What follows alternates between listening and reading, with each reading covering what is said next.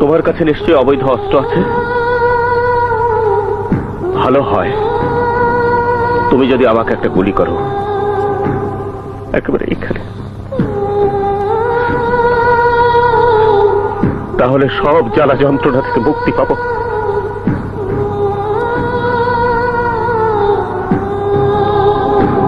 টাকাটা চাঁদাবাজি করে এনেছো না? কারণ তুমি একজন সাংবাদিক, তুমি একজন লেখক, তুমি এদেশের একজন বুদ্ধিজীবী, তুমি সমাজের বিবেক। তুমি যেদিন অসুস্থ হয়েছিলে সেদিনই উচিত ছিল এদেশের সরকারের তোমার চিকিৎসার সমস্ত খরচ বহন করা। বহন করেছে? করেছে? করে নাই, করে নাই, করে নাই। তুমি এখন বিনা চিকিৎসায় ঘরের মধ্যে ঢুকে ঢুকে মরছো। কিছুদিন পরে তোমার পত্রিকায় নিশ্চয়ই একটা আবেদন ছাপা হবে, সাংবাদিক আহাদ চৌধুরী অসুস্থ, মুক্ত হস্তে দান করুন। ভিক্ষা, ভিক্ষা, ভিক্ষার টাকা দিয়ে সাংবাদিক আহাদ চৌধুরী চিকিৎসা হবে? ভিক্ষার টাকা চাইতে চাঁদার টাকা ভালো না? কি পেয়েছো তুমি? কি দিয়েছো আমাদের?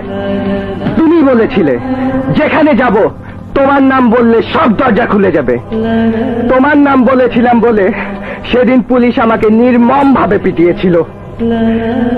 আমি জীবনেও সে মারের কথা ভুলতে পারবো না আব্বা, জীবনেও ভুলতে পারবো না। আহাদ চৌধুরীর ছেলে না হলে আমার জীবনের এই পরিণতি হতো না আব্বা। আমি একটা কথা ভেবে অবাক হচ্ছি, তুমি কিভাবে ভাবতে পারলে সাংবাদিক আহাদ চৌধুরীর চিকিৎসা হবে চাঁদার টাকায়? আব্বা, আপাতত এটা রাখো, চিকিৎসা হও, ভালো হও, ভালো হলে না হয় টাকাটা ফেরত দিয়ে দিও। মারুফ, আর একটা কথাও বলবে না।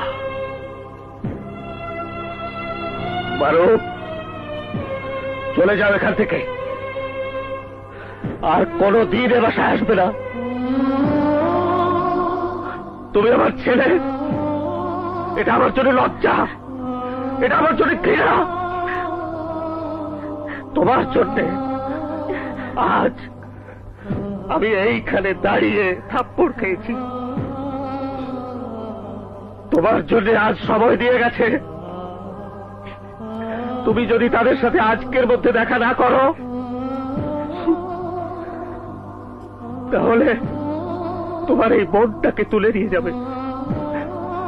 টাকা আমাকে নয়, ওদেরকে ফেরত দিয়ে অন্তত বোনটার ইজ্জত রক্ষা করো। বুবু, কে এসেছিল? কাবিলা নাম করে